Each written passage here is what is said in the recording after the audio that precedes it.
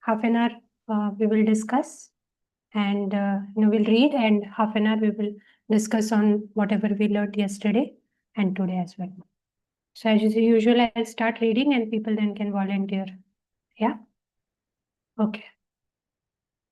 So up till now, we have gone through almost all the 4 steps of the emotional agility model that Susan is proposing in this book. Now we come to the dire end of moving on, and specifically this topic talks about Tito Tota principle, which is nothing but having a balance and looking at life more from an optimistic perspective. Uh, um, that is living in more of a balance, that you don't lean too much into your comfort, neither you challenge yourself beyond your limits or capabilities. Yeah, so we'll continue reading now. Maybe your ambition wasn't unrealistic. Maybe you have just chosen a very tough row to hoe. Perhaps you actually made it into the ballet company, or all got the glamorous job in investment banking you always wanted. But after a while, the thrill has faded and the life you are living remains really, really brutal. Meanwhile, waiting too long to face up to the cold hard facts can cost you plenty as the doors to other opportunities continue to close. Sometimes the truly courageous thing is to say, I just can't do this to myself anymore. We should be gritty, yes, but not stupid. The most agile and adaptive response to an unattainable goal is goal adjustment, which entails both disengaging from that unattainable goal and then re engaging in an alternative. These are tough, often scary decisions to make, and it's easy to feel like a quitter if you are hooked on the idea that grit is a quality to be valued above all others. But there's no shame. In fact, there's actually a lot of virtue in making a logical, heartfelt choice. Instead of looking at these transitions as giving up, look at them as moving on. You are letting yourself evolve and grow along with your circumstances.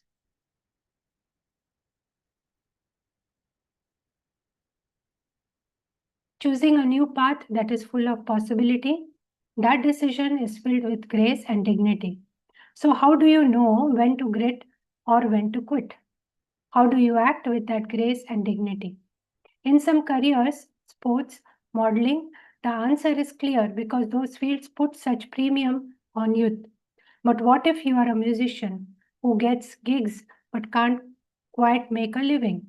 Or an academic who has to make do with adjunct teaching positions? Or maybe you have the job of your dreams for now, but everywhere you look, you see cutbacks because your entire industry is in decline. What if you are an entrepreneur who is just shut down her third startup? Or what if we are not talking about a job? What if your grit or quit decision is about a friendship that's really just getting you down? There are plenty of stories about people who stuck with it, whatever it is, and finally broke through. But there are plenty more about people who persevered all the way to a very dead end. So, how do you know whether to adjust your goals and walk away, or to give your endeavor one more shot? In trying to balance the grit versus quit equation, the economist Stephen J. Dubner compares two things: the sunk cost and the opportunity cost. The sunk cost refers to whatever investment, money, time, energy you have already made in your venture that makes you reluctant to just drop it.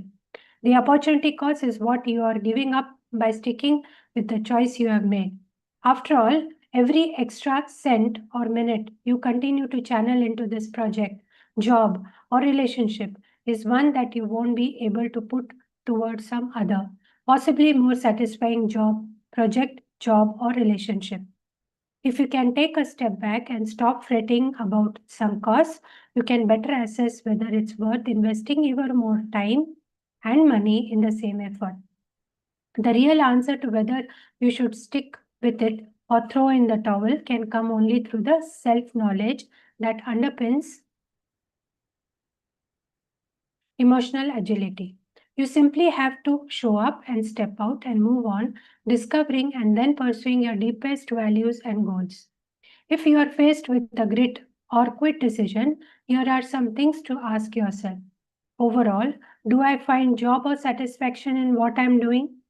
Does this reflect what is important to me, my values? Does this draw on my strengths? If I am completely honest with myself, do I believe that I or this situation can really be a success? What opportunities will I give up if I persevere with this? Persevered with this? Am I being gritty or am I being stupid? In invoking the teeter-totter principle, I'm using a piece of playground equipment to illustrate the idea of balance. The sweet spot in which challenge and mastery are in a state of creative tension. I'm certainly not using it to suggest that our goal in life should be to simply rock back and forth in the same spot. Emotional agility is about getting on with life. It involves moving toward clear, challenging, yet achievable goals that you pursue not because you think you have to or because you have been told to, but because you want to, because they are important to you. When you continue to pursue new knowledge and richer experiences, when you follow your heart and your honest answers to the questions that matter to you, you will find that you aren't stuck on a seesaw. Instead, you'll be soaring, opening up not just your mind, but also your world.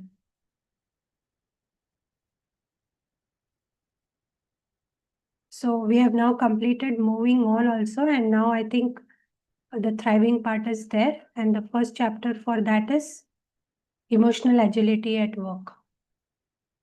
I think the next chapter talks about more of emotional agility at home, or rather with children. And the final chapter will talk about what is the key takeaway for life, about life in relation to emotional agility. So this is chapter 9, emotional agility at work. I first met Erin at a training program I ran for executive women. She was decked out in a sweater set and pearl earrings, with her hair perfectly coiffed.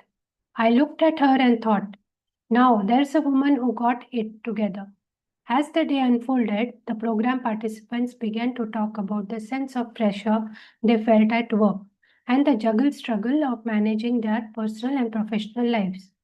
To my surprise, Erin, who had earlier appeared so composed, burst into tears. I'm just in this thing and I can't cope, she blurted out. Erin explained that she had 3 kids, all under the age of 5, and worked a 4-day week to spend more time with them. She had arranged this plan with her employer, but it didn't always work as seamlessly as she had hoped. Just a week earlier, her boss had scheduled an important phone call during her day off, and Erin felt she had no choice but to take it. But because she didn't want her boss to hear her kids in the background, she had carried out this super serious 90-minute business discussion while crouched on the floor of her closet. As she told this story, the other women in the group nodded and murmured in support. They acknowledged that her behavior was both very sad and hysterically funny. These women had all felt the same way, trapped in dark closets of their own, trying to please everyone and in the end, making themselves miserable. Erin was trapped, but not just inside her closet. She had also been hooked onto the idea of herself as a perfect employee, available around the clock no matter what else was going on. Concerned she would never be taken seriously if she let on too much about her family life. She had masked this hugely important part of her identity and her values, her role as a deeply involved mother. As it happened, I knew her boss quite well, a lovely but somewhat disorganized man who struggled to keep track of where his more than 30 team members were at any given time. I suspected he would have been absolutely mortified at the idea of this young mother feeling that she had to take a business call in her closet, especially on a day when she wasn't supposed to be working to begin with. After sharing her feelings with us, Erin decided to move toward her discomfort in the services of her value and to talk turkey with her boss. She wanted him through what she walked him through what had happened and the pressure she had felt when he called. Though I don't think she disclosed the exact location of her impromptu of house office.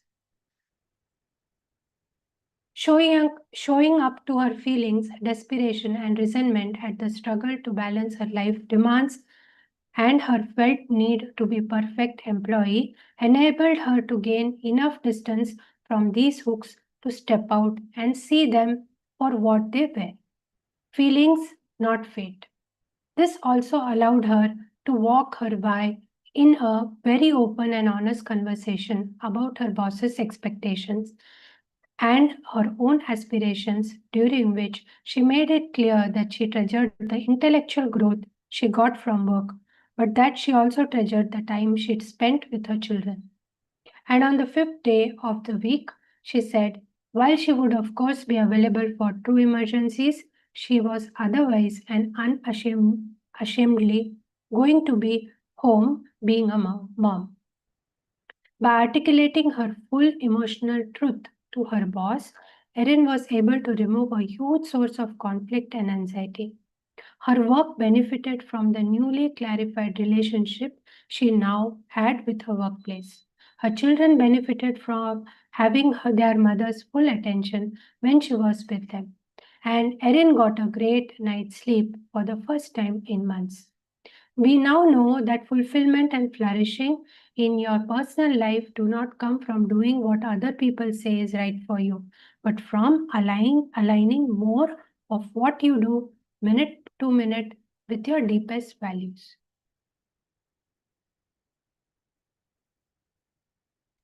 The same is true at work.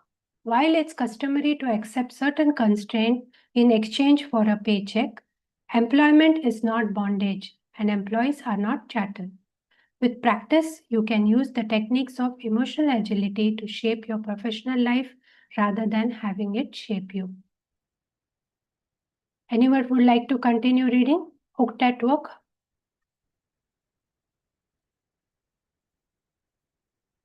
Anyone? I think Deepa ji has written. Yeah, sorry, I don't see messages when I'm reading. Please go ahead, Deepa.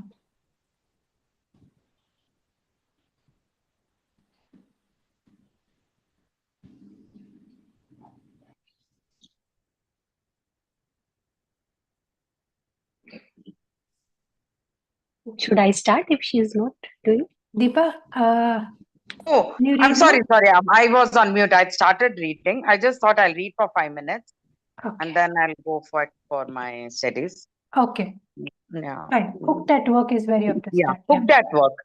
The prevailing wisdom of today's business culture is that uncomfortable thoughts and feelings have no place at the office, and that employees, particularly leaders, should be either stoic or eternally optimistic. They must project confidence and damp down any powerful emotions bubbling up inside them, especially the negative ones. But as we have seen, that goes against basic biology. No matter how long they are at what they do, all healthy human beings have an inner stream of thoughts and feelings that include criticism, doubt, and fear. That is just the human brain doing its job, trying to make sense of the world, participate and solve problems, and avoid potential pitfalls. That's also why at work, potential hooks jut out every which way you turn. Work draws on and integrates our hidden beliefs, our self concepts, our sense of competition and cooperation, and all the life experiences that precede that first day on the job. Were we good at fitting in as a kid, or did we feel left out? Did our parents have unrealistic expectations of us? Do we still expect too much of ourselves or too little? Do we feel confident in our own self worth and proud of our talents and ideas? Or do we try to undermine them? Even when the outward focus is on metrics and analytics, spreadsheets, and coldly rational decisions, the office is actually a stage on which all these emotional issues play out, whether we are conscious of them or not. At work, especially when things get intense, we too often fall back on our old stories about who we believe ourselves to be. These dusty old narratives can really hook us at critical moments, such as when we get or need to give negative feedback, or when we feel pressured to take on more work or to work faster, or when we must deal with supervisors or co-workers with stronger personalities, or when we feel unappreciated, or when our work-life balance is out of whack, or you get the idea. The list goes on. To advance in our career, we need to update these narratives the same way we update our resume.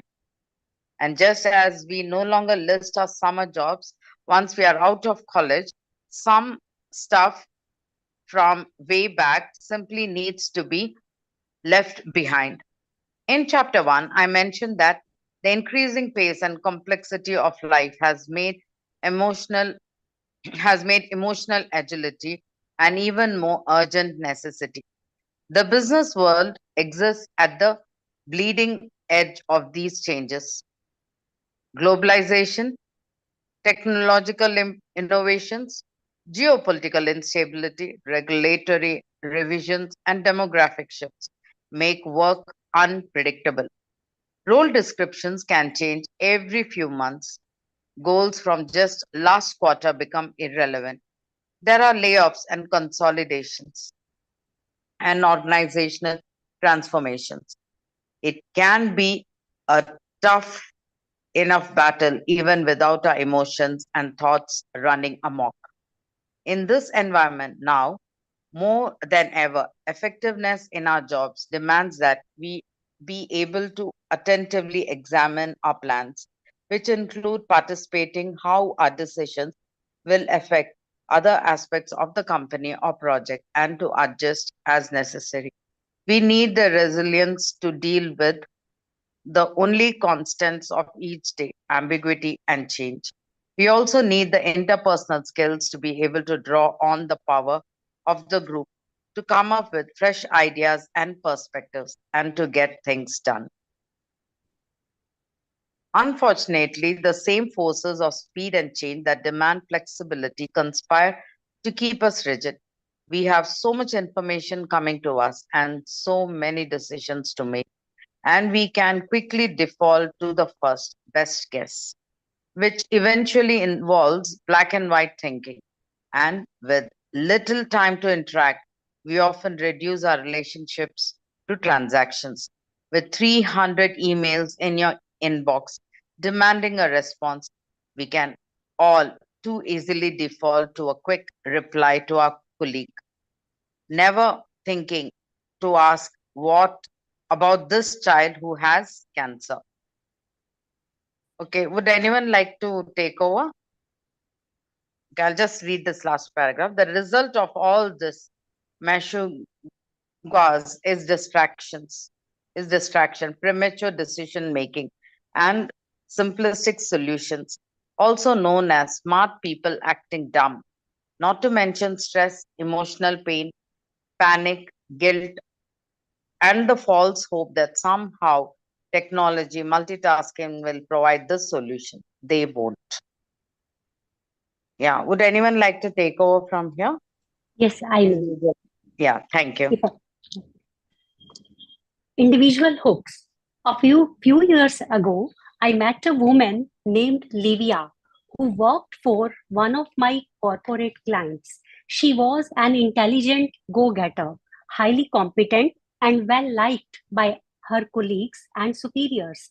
In fact, in my meetings with the company's executive team, I learned that she had been selected for a life-changing promotion, but her future job role was part of a larger corporate restructure that was still under wraps. So she had no idea great things were in store for her. A confidentiality agreement kept me from sharing the good news. What she did know was that something was going on, and instinctively she didn't like it. Senior management seemed to be treating her differently. Once or twice, she had sensed that they had stopped talking when she walked into the room.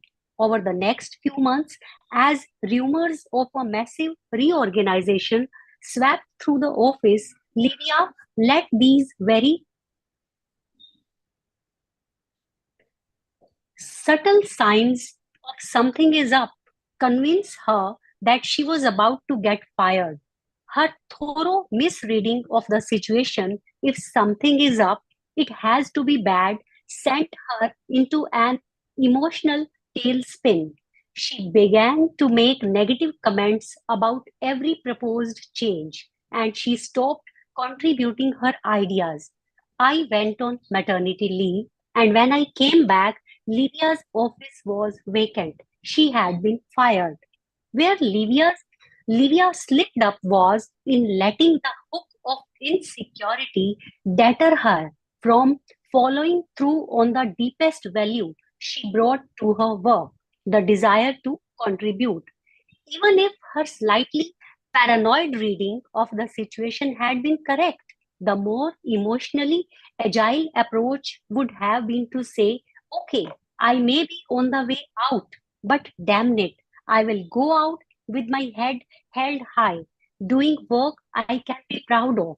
Better yet, at the first sign of unease, she could have set up a meeting with her boss in which she opened up and said, I am getting a strange vibe.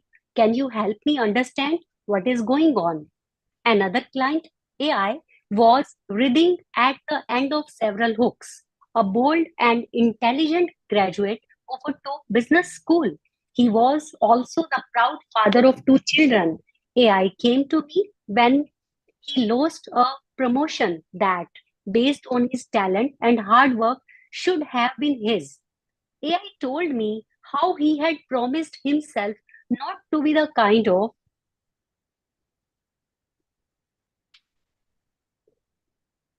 absentee father, always at the office, that his own dad had been. His commitment to that vow had only grown stronger after his second child had been born with special needs. The complexity of his family situation led AI to what he saw as an almost Solomonic decision, one that, to his credit, was based on his deepest values. He decided that he would conserve all his caring, emotional energy for his home life. At work, he would be all business, getting on with it and getting things done. So he could go home to the people he loved and who needed him most.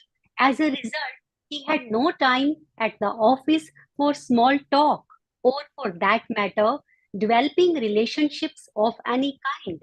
He saw himself as focused and efficient, but his co-workers saw him as a robotic, abrasive, and lacking in empathy. That is why he had not gotten the promotion. Ironically, AI had let an old hook, the pain of his father's unavailability, keep him from the goal he valued most. That goal was to truly be there for his kids. Because taking care of his family required not just his presence at home, it also required that he commit to and be successful in his career so he could take care of them financially.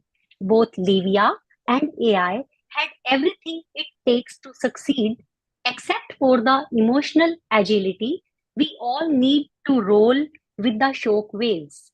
That agility begins with unhooking ourselves from unhelpful thoughts, feelings, and patterns and aligning our everyday actions with our long-term values and aspirations. There are about as many ways of being hooked at work as there are people in the workforce.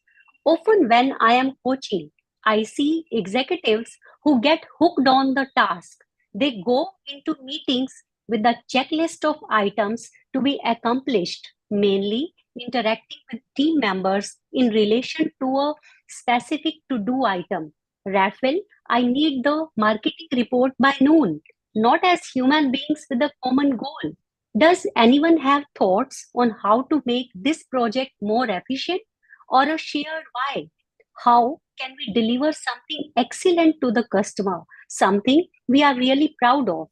If a colleague doesn't seem to be doing his or her assigned task, the executive gets defensive or aggressive, or she will fixate on the minutiae of the task. We need to lock down this brief by 2:45 sharp today. No excuses, and won't connect with the larger needs, thoughts, or desires of the team, failing to congratulate them on a job well done, for instance, or she will take a purely task oriented approach to giving feedback. Your numbers are down this quarter.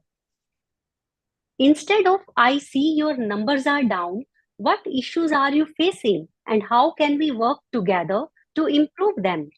In contrast, emotionally agile managers can step out from their micro focus. They know that details are important, but they also know how to elevate their thinking and planning from task to objective.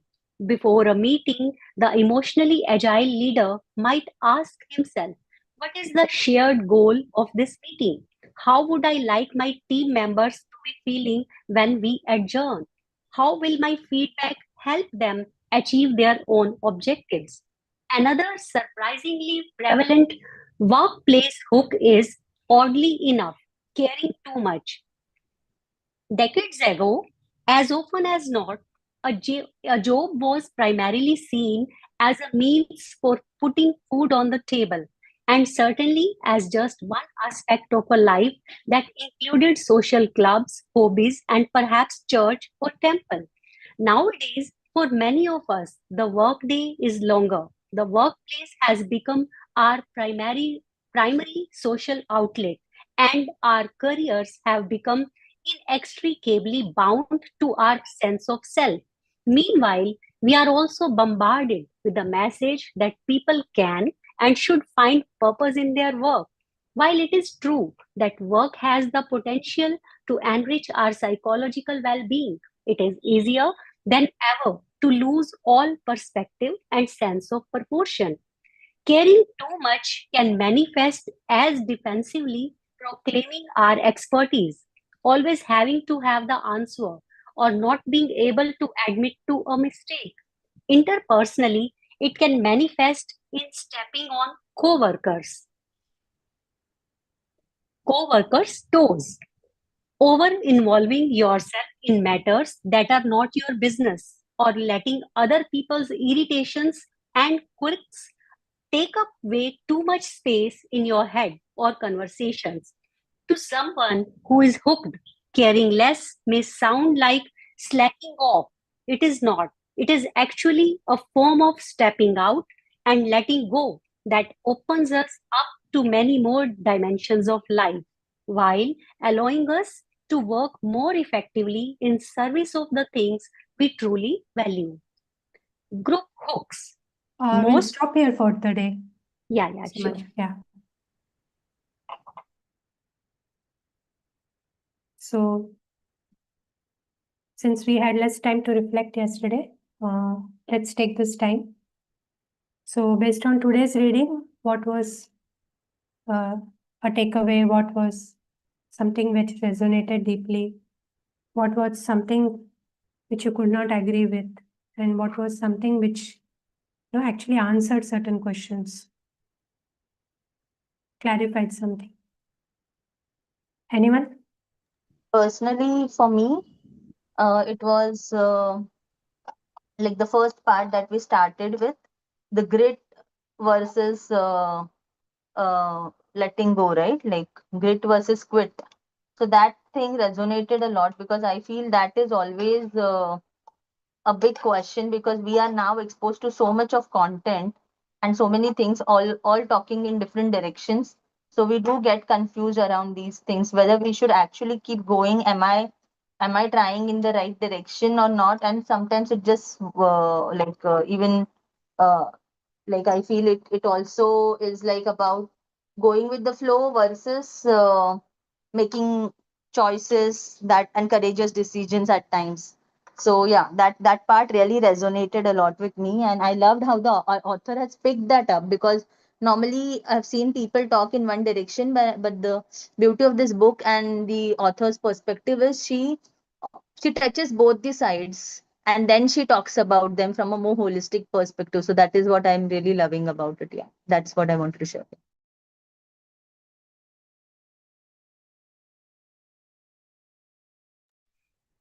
Yes, one more concern that was raised about the struggle of professional and personal life. That how that woman, she found it very hard to articulate that when she was trapped in the dark closet to do the things, when she was giving that time to her family.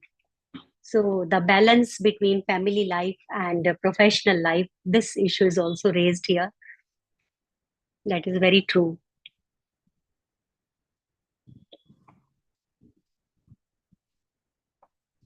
Yes, agree 100%. Yeah. What was your takeaway today? As in, yes, you resonated with this. Yes, definitely. I see that these things take place in every home, that especially with women, that how they have to make a balance with their home life and professional life, especially in India, where women is supposed to do all the chores of the homes and handle all other duties as well. So these are the real challenges she has to face. Right. And what would be your one practical solution to that? Which First might of all, not be covered in yeah, the book, but from your personal experience.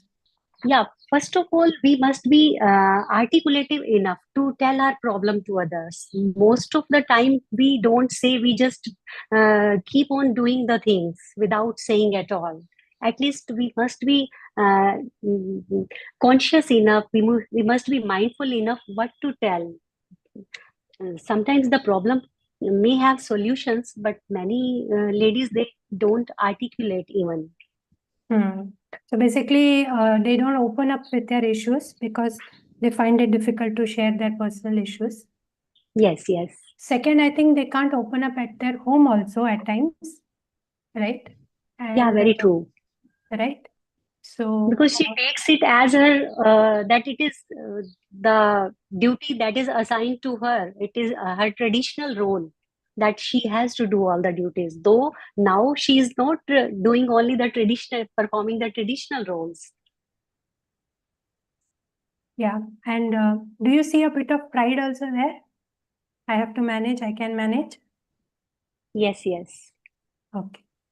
So yeah, this is something which resonates especially to ladies, and also I think men also face this thing because they also have to balance, and family is also important for them. But yes, we need to give space and thought to this and see how we can balance.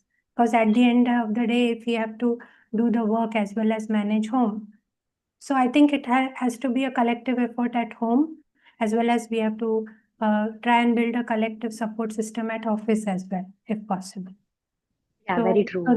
so that the support is there at home, be assertive at home also to make realize, why and how their profession is also vital. And since they are working, they will not be able to do certain things, and they would need help there. So maybe I think a bit of openness has to be there, and I think people are also started acknowledging that, but the change is not as I think fast as it should or could be. Yeah. So what else resonated? Mansilvi, can I add something now?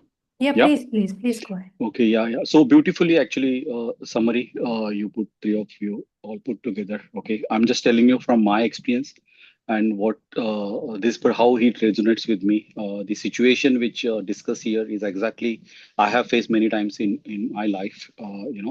Like the lady in the story, actually, she actually instead of facing the situation, she actually stopped taking the initiative because of the emotional emotional this thing which is happening within you. The good thing, the solution which I like discuss here is it is emotional agility, that you have the control of the situation. I like the line where author mentioned that you identify yourself with the job. Means again, this is from my experience, I used to do that a lot, and you suffered because of that, because your worth is not just because of your work. Many times this thing happens with men and all that, and in IT I work for last 30 years. Male also, they also went through immense pressure in office and at the same time in a house. The solution on this one, yes, this is the emotional, because when you sleep at night you are alone. Throughout the day, actually everything what is happening inside, you are alone. So it is all emotional, this thing, emotional responses to all this tsunami kind of emotions which comes on your way, different situations. I'm not going in details, but these books gives you that direction, or the blueprint, saying that still whatever happening in your life, it is in your control. So that's why need to train yourself for this one. And when we are expecting that, we need to keep the balance between in house and this thing. Very thing which I want to say is start with yourself. I need to start with myself, because still even if we are in this century, even if we are in the age of AI, many people, 95% people do not know about emotional agility in office and this thing. Colleagues, this thing, your surrounding, your family member, they do not know absolutely nothing about this emotional agility. They just respond as the thoughts come in their mind. They react as the thought. So only we, since now we are educated after reading this book. So my takeaway from this one, yes, it's good that author also resonate with whatever we think, that yes, emotions, we can actually handle our emotions. There are different ways, there are different techniques, but that doesn't happen suddenly, like okay, one day I'm very emotional agile. No, it is a daily practice.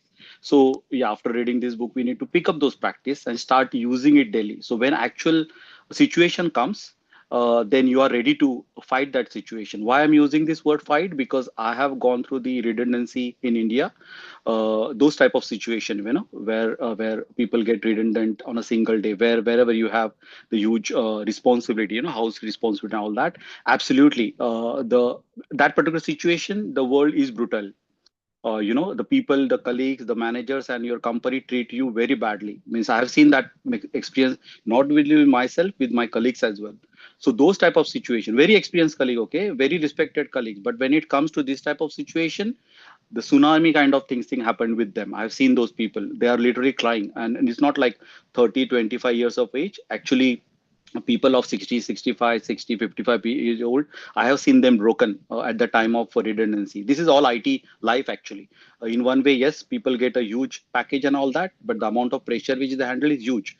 So solution is very simple from me. Take away from this today's session, yesterday's session I need to read, is basically prepare yourself for all this type of situation. There is no one there to support. You have to support yourself first, and definitely once you are emotionally agile and all that, support will come from all the direction. But take your own responsibility. Means I am telling that in each and every session now, we are reading this book last 10 days, whatever written in this book, it is my responsibility. So grasp the techniques, apply in your life, and see the results. But yeah, beautiful thing here is, yes, there is a emotional agility, and we need to practice. I need to practice. Thank you.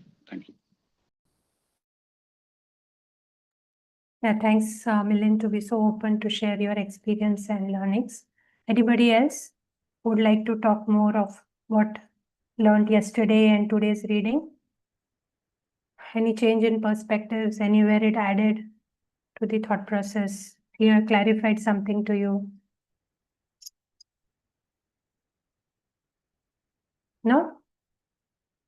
Okay, fine. So we have 14 more minutes. So I think I will just share my personal reflections with you, if it is okay.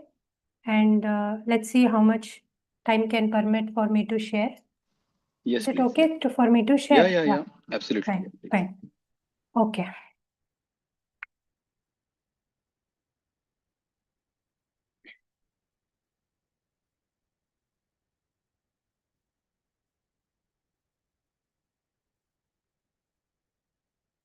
Yeah.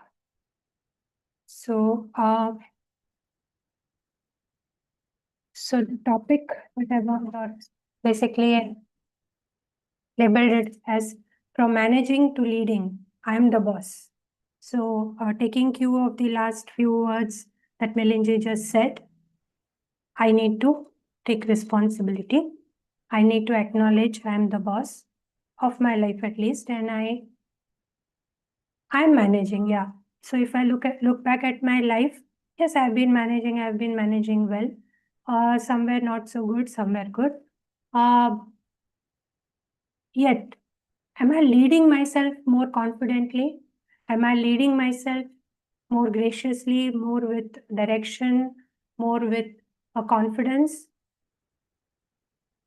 I think there is a possibility of improvement there. So how do we move from a managing perspective to a leading perspective, right? So if I just go back to 2023, I recall I undertook a neuro-linguistic programming NLP practitioner course. When I said NLP, I thought, my first impression was I will not understand anything. And it is something which is Greek or Latin, so it is not my cup of tea.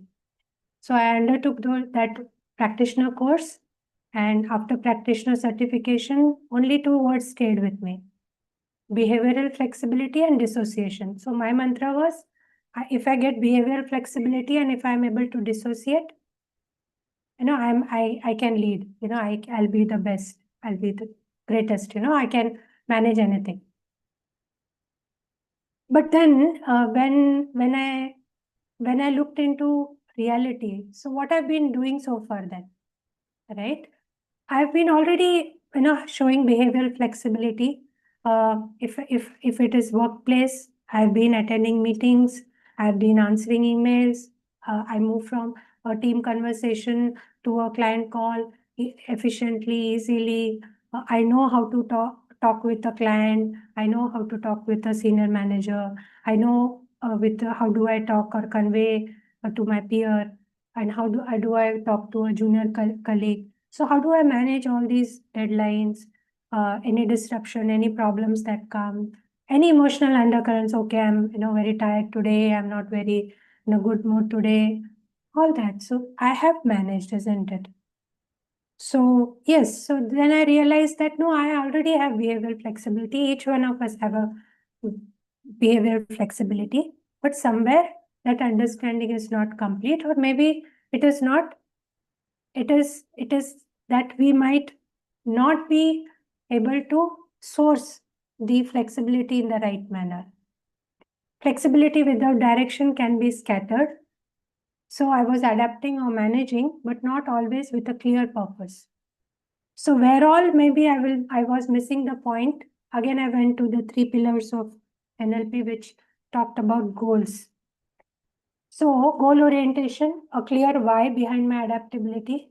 Sometimes I changed my approach without knowing what outcome I truly wanted.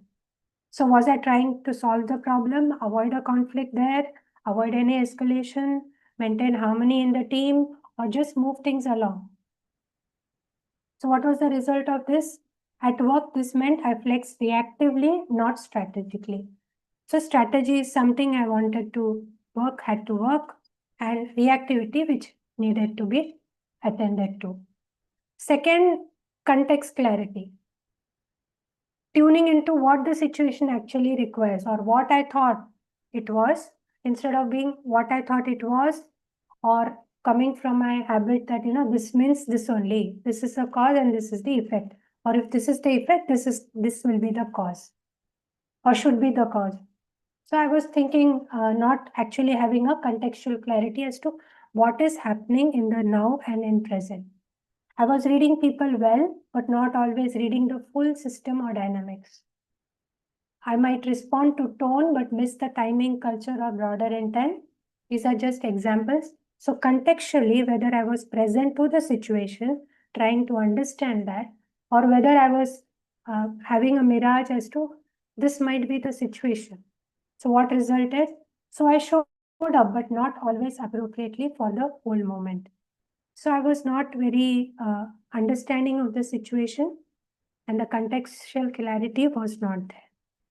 Did I take appropriate action? That is choosing the right behavior, not just any available.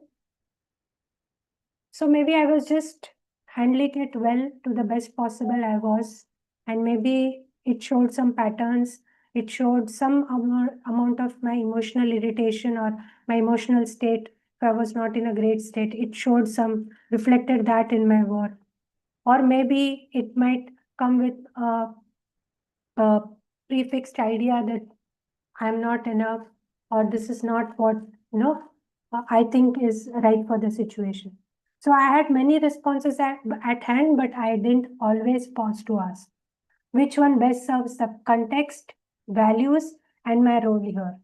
What was the result? I was moving. I was making a lot of actions. I was, creating, a lot of work was being churned up, but not always meaningfully in the right direction. So you might say, all this discussion is there. Where is the emotions? So I will just want you to be a bit more patient. Okay. Then the second aspect that I had told, that one was behavioral flexibility. Second was disassociation. So disassociation was a new word, maybe not, but a different understanding, which I thought, to simply put it, I think as our teacher said, the example is you see the incident as like a movie running in on a television screen, right? So I was just thinking, if that is the thing, then I will always play this kind of issues or any kind of a critical meeting or any kind of a situation which I was not happy about. Again and again, I would play it in my mind. So where was the gap then? Wasn't reflection the dissociation that is required to analyze the situation?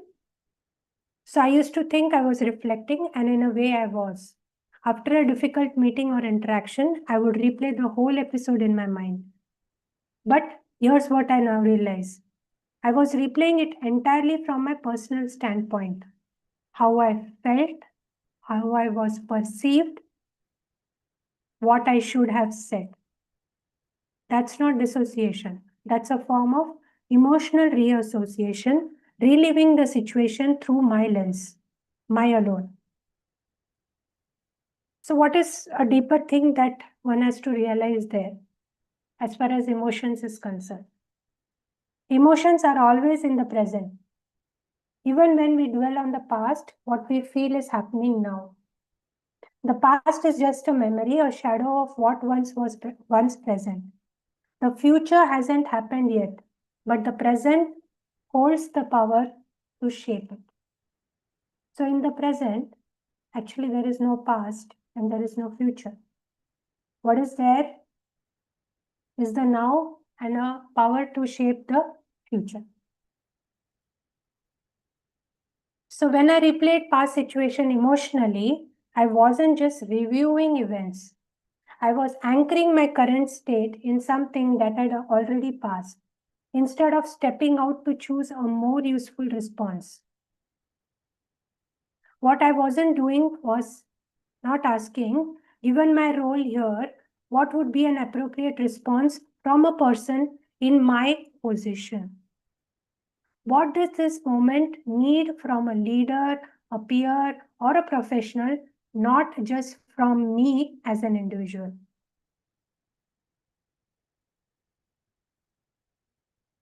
So was I reflecting? Yes, I was reflecting, but still attached to what? The identity which I thought I am. From ego, my perspective alone, and emotions. I wasn't truly dissociating, zooming out, observing the scene neutrally, choosing response over replay. By stepping into this perspective, I reclaim something powerful, the present moment where emotional agility, choice, and a better future can actually begin. So what's the insight here? I have both behavioral flexibility and dissociation. So what all concepts I'm learning, new it might sound, I also have emotional agility, but I just need to sharpen my saw. But they were latent, underutilized, or misdirected in real-time situations. Now I see them as muscles. And like any muscle, they need the right combination of awareness, intention, and practice to become skillful and efficient. So this was one of the sharing that I had today. Any thoughts on what was shared so far? How you could relate this to what is there in the book? I have a thought. It is not from the book, but something that I just remembered of. So basically, sometimes what happens, like this is what occurred to me as I listened to you. This just came to me. So many times what happens is we are very much associated with the roles that we are playing. For example, if we are a mother, if we are a wife, if we are a leader or whatever we are, like particular role, and we tend to mix our roles from one place to another at times, because so there was this beautiful story which was shared with one of the mentors. So it is basically this man, there was this one lady who used to observe her neighbor coming back to home, and every day when he came home, he used to just hang a imaginary board out on a tree that was outside his house. And every day when he went out, he used to pick that board, wear it, and go off. So one day she couldn't resist, but she asked him that, what do you do every day? I can't see anything on the tree, but you always do that action, and you go and you come. So what is it? So he said that when I come home, I live my role of being a boss outside the house, and I just enter my house before that. And when I go back to work, I wear the board again, and I go back to work. So if we actually try to connect to this as an NLP activity also, this is a kind of exercise, right? Like how we do that timing thing, rod thing, where we just do imaginary things at times. It just acts as an anchor. So I just remembered that, so just thought of sharing, because I remembered about our roles and how we associate with our roles from your share, Manisalji. So just wanted to add, maybe if that resonates, I don't know, like I just remembered this. So Right. So somewhere I was also wanting to drive the point that we are playing multiple roles here. I play a mother as well as a teacher, maybe, as well as a wife. I play a role of maybe a cook, maybe a cleaner, maybe a driver, maybe, maybe also, a person who listens to empathetically, helps people. But the problem seems to be there when there are certain overlaps which might not be able to handle, or somewhere I get distorted in the process where I'm not looking straight, right? I cannot be as I am at home in office. So there are certain distortions which comes in between these identities. So one has to understand the distinctions as well as understand what is the value driving each of these identities or the activities which we are undertaking. So that was the point. So thank you for bringing that out, Mansi. Anyone else?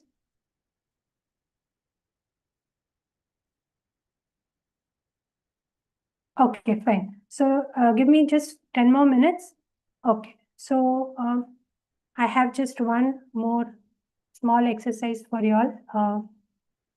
I hope you all are comfortable in your seats. Maybe you can close your eyes for 5 minutes if possible and just listen to the upcoming thing, right? So assume you are a pilot. Yeah. So you are a pilot, got ready, and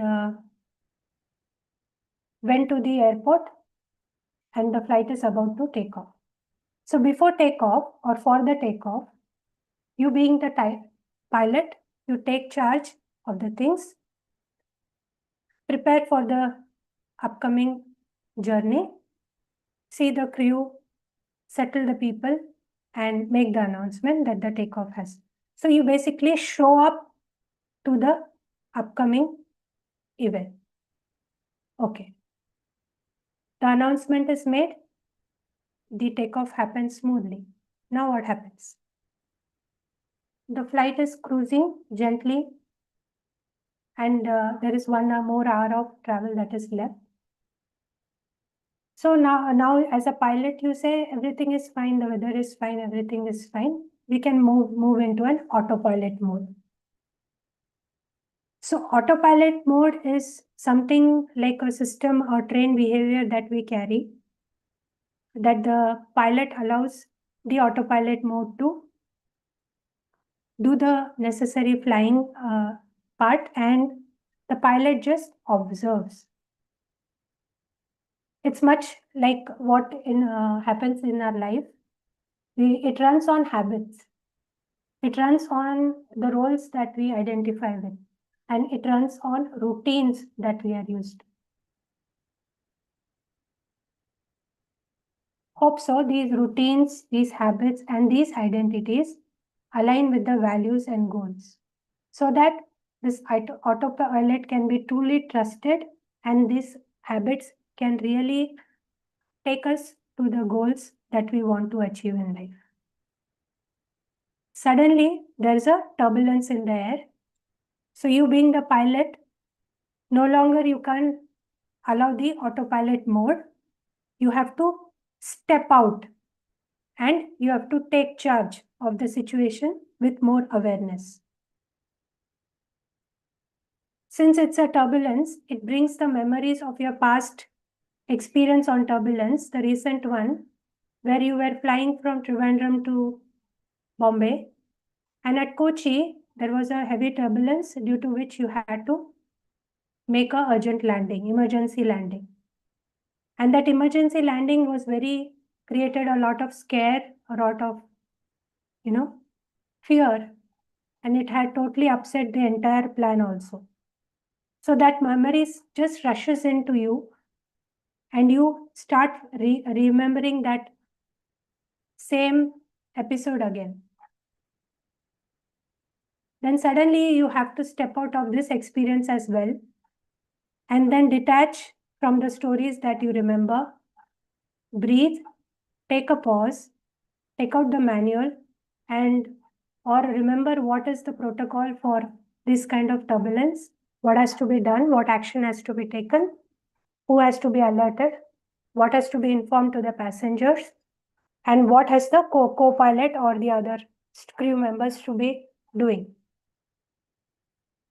Now the turbulence is over, the situation is under control, and the journey is just to get over. Now we are gearing up for the landing. So the landing has to be, again, we'll have to coordinate with the landing crew, and we have to then decide and do the necessary activities with conscious effort, of course, to land the flight ultimately and complete the trip. So after the trip, you move on and you close and you sign off on the chart which you have to submit at the exit that you have completed this flight successfully, and now you move on to your next flight. Right? So coming back to the now that we are today reading this book, I want to you to just reflect back on what was just narrated, and how do you think you connect this with the book?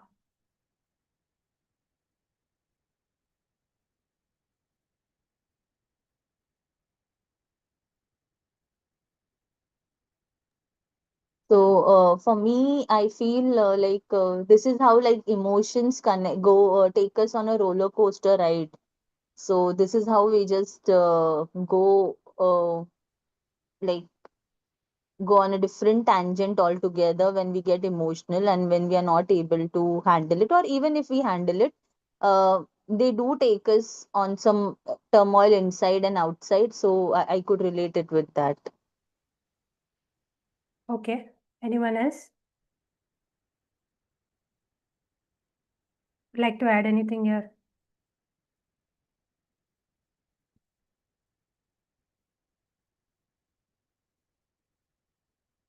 Okay, so what I was actually trying to demonstrate here were the 4 steps that the book talked about.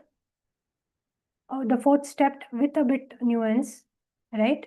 So what was the takeoff? Takeoff was the conscious response where you have to actually show up, you have to pause and you have to see what is being done and what I have to do here specifically.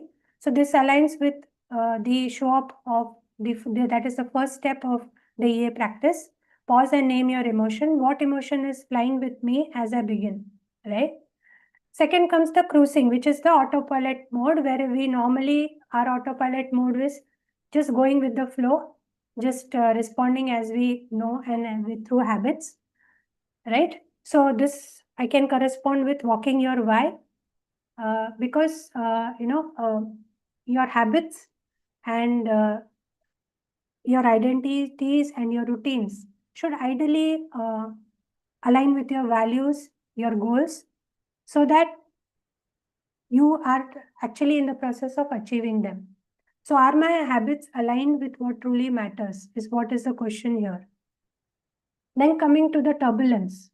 Turbulence was basically just a jerk in the sense, these are situations which actually test us.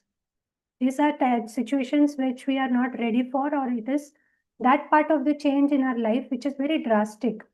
And it tests us whether we are really capable and efficient enough to handle that situation which has come abruptly up.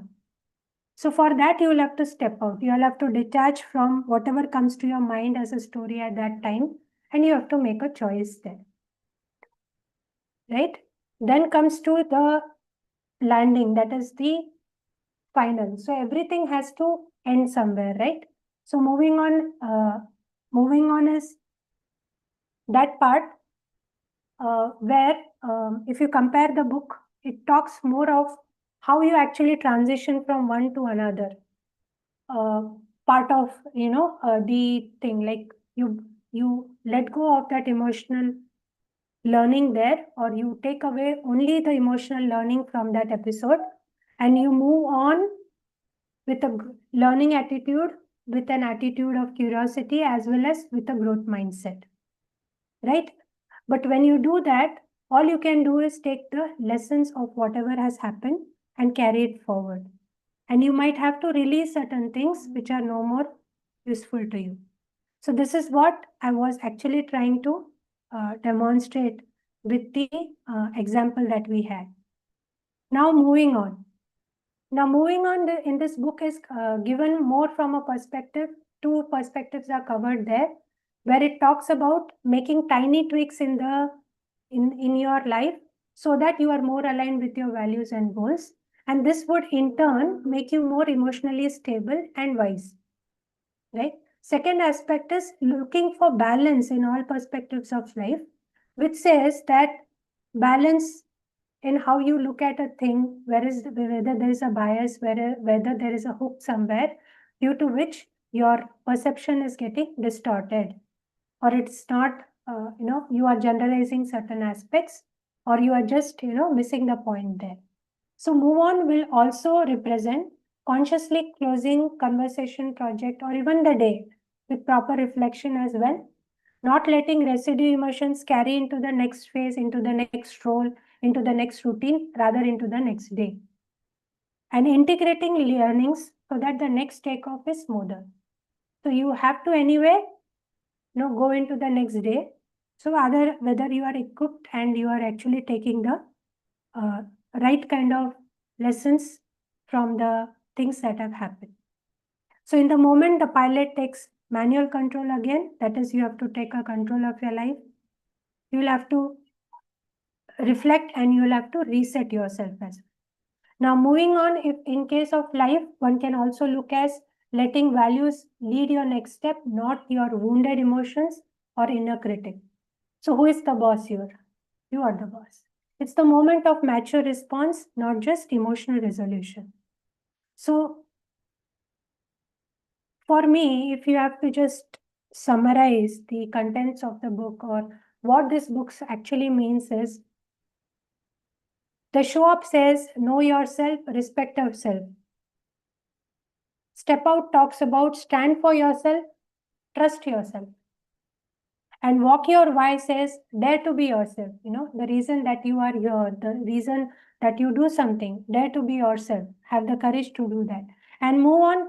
All this is okay. To be yourself, to know yourself, to be human, to be imperfect, to not be able to handle your emotions all the time, it all is okay.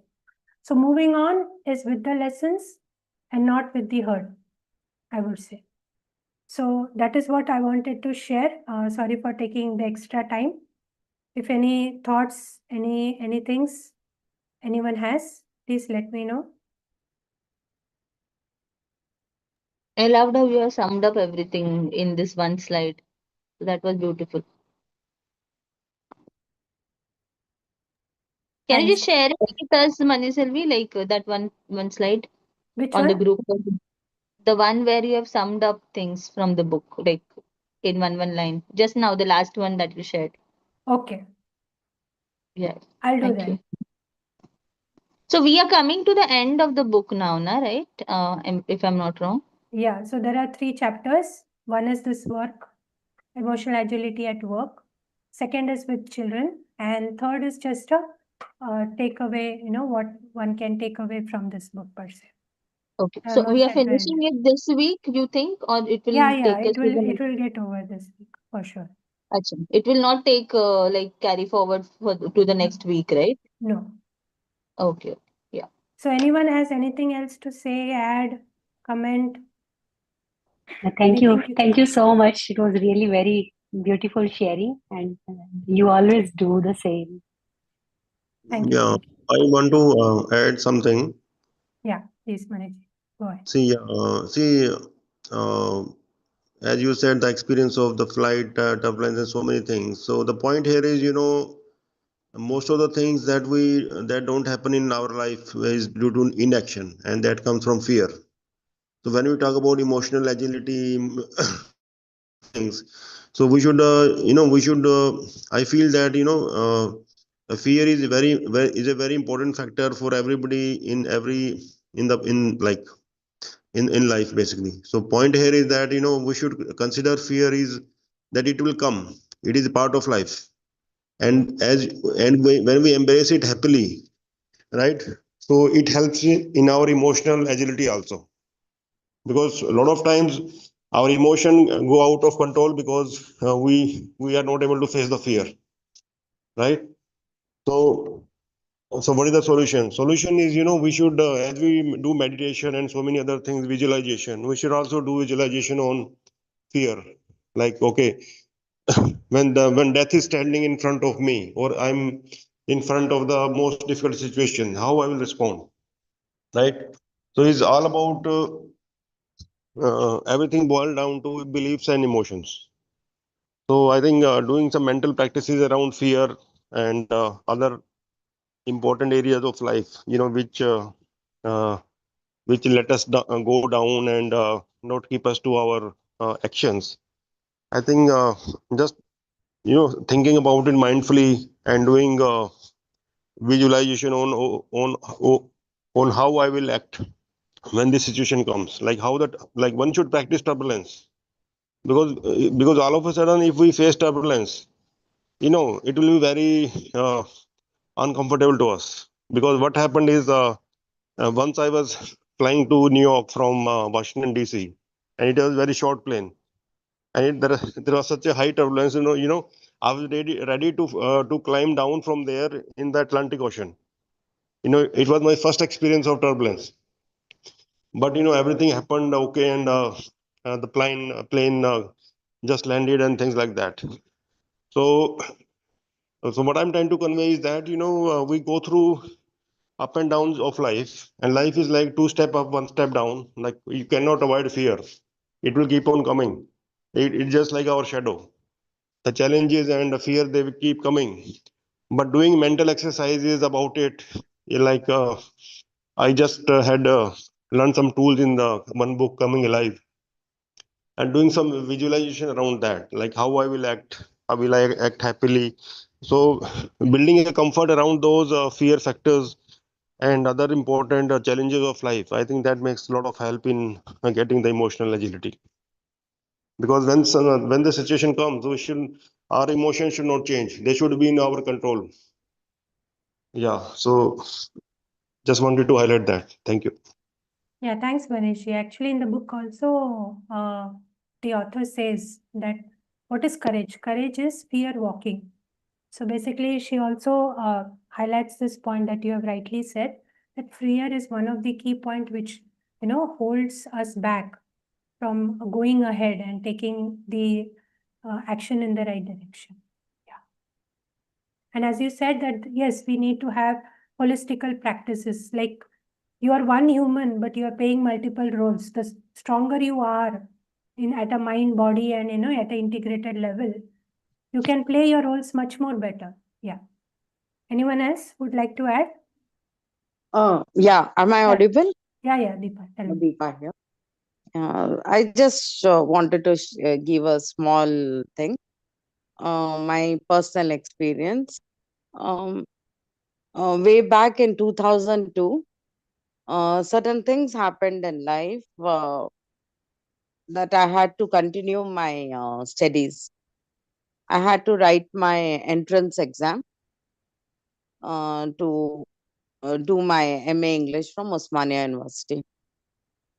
So when I wrote the entrance, I was not sure I'll make it because it's highly competitive because of the university hostel rooms. MA English is a very easy subject, easy course. People enroll in it not to do the course, but to have the access to the library. If they are a hostler, they'll get to pay minimum fee and minimum hostel charges, and they'll have access to the university library, and they can prepare for the UPSC exam and various other banking or various other exams. So you see the volume of people writing the exams is huge. For 40 seats, like more than 10,000 people attempt the exams. So it was a overwhelming experience. I thought, how will I do it? For me, it was important to get the degree for my personal growth, for professional growth, and to have a mental stability. It was important for me to study. So all through that stress, it was that panic, unexpected situation. The autopilot mode wasn't working anymore. I had to prepare myself, something which I never could have thought or visualized I'll be doing. And anyway, I cleared the exam. I got the 40th rank out of that 44 seats or something. I got the 40th rank. And again, the thing was, they have this thing here in usually all universities. Local people will get the admission. By local people, what they mean is the local men, the local youth and men, they mean. So from their perspective, I come from a privileged background, an Air Force officer's daughter, CA's wife. So I shouldn't get the admission. So they challenged me that I should pay the fee. The fee was 3,500 per annum. So total 7,000 for 2 years. So they challenged me and they said, this college, Usmania University, that time the Telangana movement was going on. So they said I shouldn't get the admission. My undergrad was from Andhra University. So they said Andhra people are not allowed here and you come as a privileged woman, so you can't enter. So my husband took a back step and he said he'll put me in a different college, a girls' college, the more fashionable one in Hyderabad. I said, no, I'll take this as a challenge and I will study. and I will work. I'll pay my own fee. I won't take money from you people because this man has challenged me. So I'll do it. Then he saw the adamancy in my eyes and they processed my admission. I made it. And I worked again. Now, this was a new thing for me. I never worked in my life.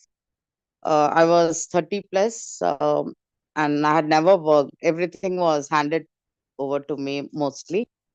So morning I started taking tuitions in a tutorial. I was made the director. I was responsible for people there. No, during that period of this 2 years, no, two girls ran away with the music teacher in the tutorial. Morning, early morning, 5 to 7, I would be the director of the tutorial.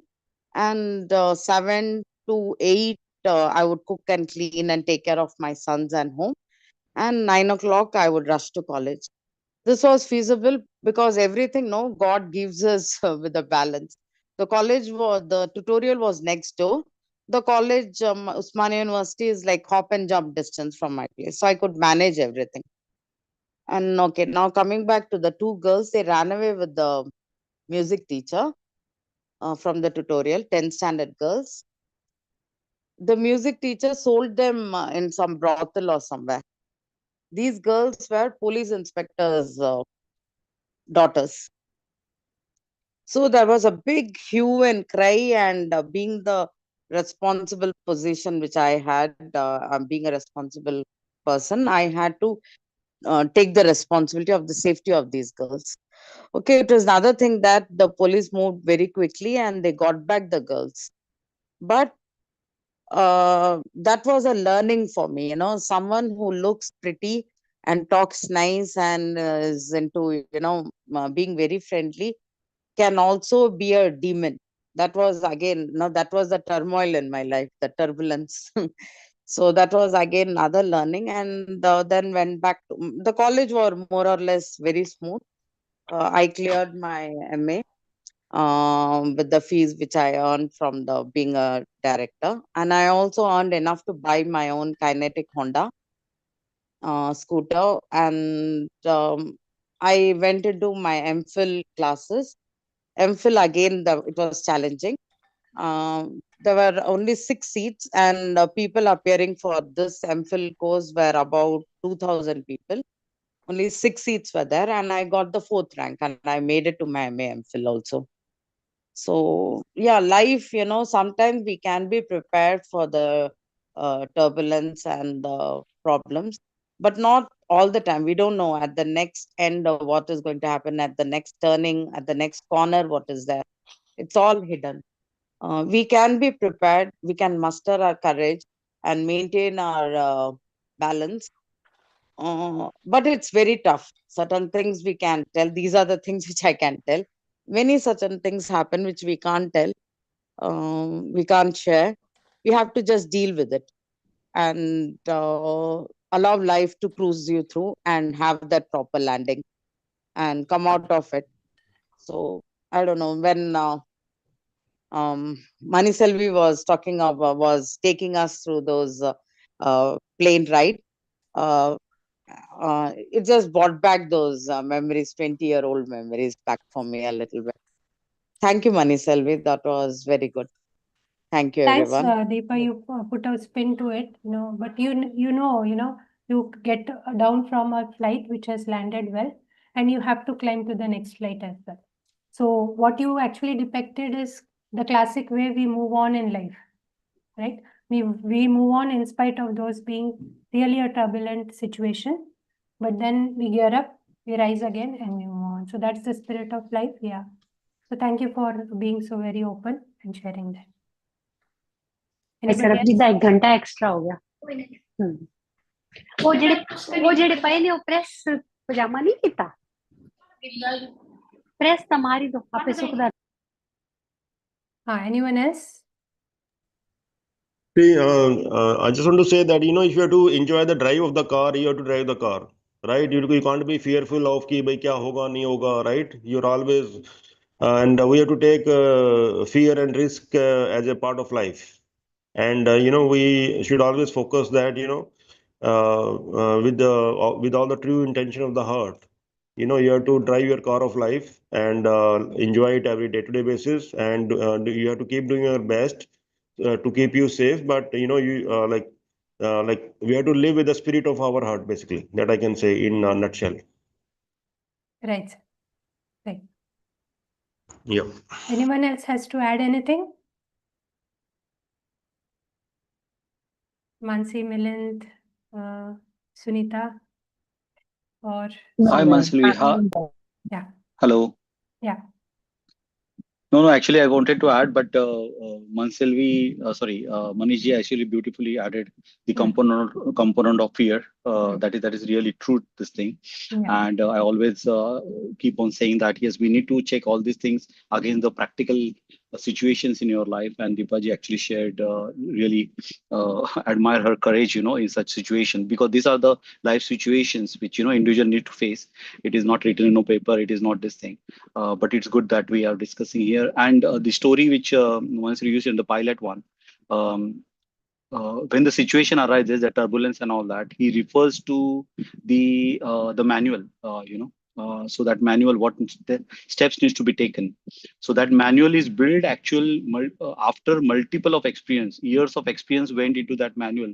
So when someone refers to that manual, he knows that exactly he will come out of the situation. So that type of manual we need to build for ourselves. Why? Daily practicing, day-to-day practice. That also we discuss.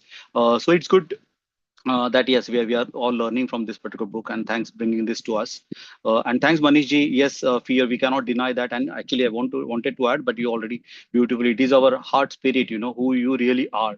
Just want to add one example to this thing, which now this pilot example is now prime to me. The example which I always remember for myself is, just consider a doctor, surgeon, who is a heart surgeon specialist. Okay, and he has done hundreds of surgeries successfully. Okay, so whenever he goes to the surgery, he's so brilliant in his art of surgery, that he does all those surgery very brilliantly. Okay, never fails. Okay, that is the situation. So the learning from that is, basically whenever he does his surgery, it is called his working mind, because he has done that for so many years. So that is what working mind is. Okay, when doing the surgery, he's so focused in a flow. We can imagine that, yeah. So when he's not doing the surgery, whatever the happening in his mind, whether he wants to go to the movie or shopping and all that, or some other thoughts and all that, that is all wasteful thinking. So we know that what is wasteful thinking, what is the working mind. Working mind very apply. This pilot actually applied his working mind to get the manual out, to come out of the situation. Okay, the negative thoughts came into mind is a wasteful thought, so he has a control on that one. Okay, understood that. Now consider the situation, which is this particular example is very dear to me. Consider the situation, like suppose he is doing operation to Bala Saheb Thackeray, okay, or some politician who is very high profile. Okay, and his party supporters actually come to this doctor, pointing gun at him, saying that this operation has to be successful. Okay, this particular situation actually happened in Thane. But this type of situation. So now think, what is the emotional state of this particular doctor?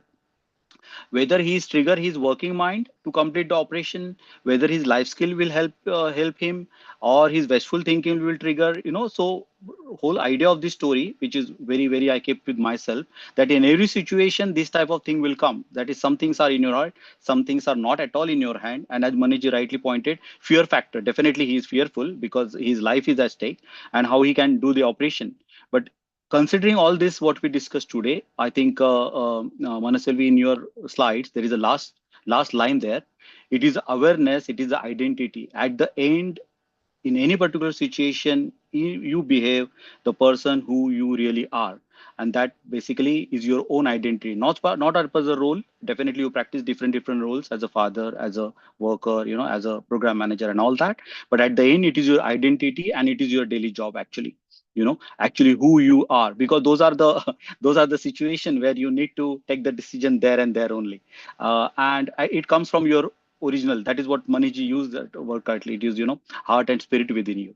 And yeah, it's good that we are discussing here the practicality of these books and its techniques. Not we are not just reading peripheral saying that, oh, this book is nice and all that. We are actually checking all the facts against our experiences. So that's why I love this reading session. Thank you, everyone. Thank you. Thank you, Milinji. Our idea struck me. Manish, you were referring to one book, right? You were saying that reading you had certain kind of tools and inputs that you can help and alignment for emotional agility. Would you like to take a 15 minutes? You can spend some time on the last day, that is coming Friday. When we complete this book, would you want to share something on that day? Yeah, sure. Why not? About Yeah. that book, you can, whatever points you find relevant or any which ways, if you want to share, you can plan to share it on that day, because most likely we'll complete the book before that in next 2 days. So Friday, if time permits, and if it's okay for you, or if any one of you, like Milinji, Ansi, and No, that's Manasvi, that is really good suggestion actually, because Manishji was actually lead that particular book, and he spoke multiple time about that particular book. So Right. let's have Manishji please prepare his presentation. Presentation means not actual this thing, but yeah, let's talk about that book because it seems it is more practical and to live by. So yeah, definitely I like to so that we have can that connect thing. this Yeah. with this, Yeah, and yeah. also Absolutely. take benefit of this, the depth that Manishji has achieved Yeah. from the book, and Yeah. Yeah. if possible, we can. So we'll try to Awesome. make time for that. Okay. No problem. No. And one last thing I want to add today, Yeah. that like this is aligned with what we discussed today. Like, don't, whatever we can do for us, our family, and everybody outside, like in society and things like that, we should do our best to share our. You can help feelings, love, and everything, which is important, uh, which is our duty as well, and which is very important in nowadays, because people don't have much time today. They are but my take in that, life is so uh, uh, life is so uncertain that we should not delay things which are important for us, like our feelings for our family, parents, friends, and other people, and other important areas of life, right? So see, just like living your fullest life every day. Whatever full life you can live today, just live today. Don't live it for tomorrow, because tomorrow is not guaranteed to anybody. So my take on that, face the fear, and just do your everything from the heart, and don't leave anything for tomorrow. What can be done today? Like talking to parents, talking to the people who are important for us. I think that makes a lot of sense to me actually. And I think if we're doing our best every day and living our best every day, then we can have more and more better control on all the challenges of life, because we are not living anything for tomorrow actually. So that is, you can relate it to your spiritual context also, like living your full life every day, like, because today is gone, it is not come back again, right? So whatever we want to experience, share, and whatever we want to do, whatever we love to enjoy, whatever we feel is important for us, we should do our best to do that every day. Don't leave it for tomorrow. And I think that makes a lot of sense to me. Yeah, thank you. Thank you, Manishji, for always, emphasizing on what is most important in life. Yeah. So if there are no other shares, we can close it for the day and connect back tomorrow to continue reading. Thank you. Thank you, everyone. Thank you, Manishji. Bye-bye. Thank you, Manaselvi. Thank you, everyone. Bye. Thank you. Thank you. Thank you, Thank you. everyone. Thank you, Manishji. Thank you. Bye-bye. Thank you. Bye.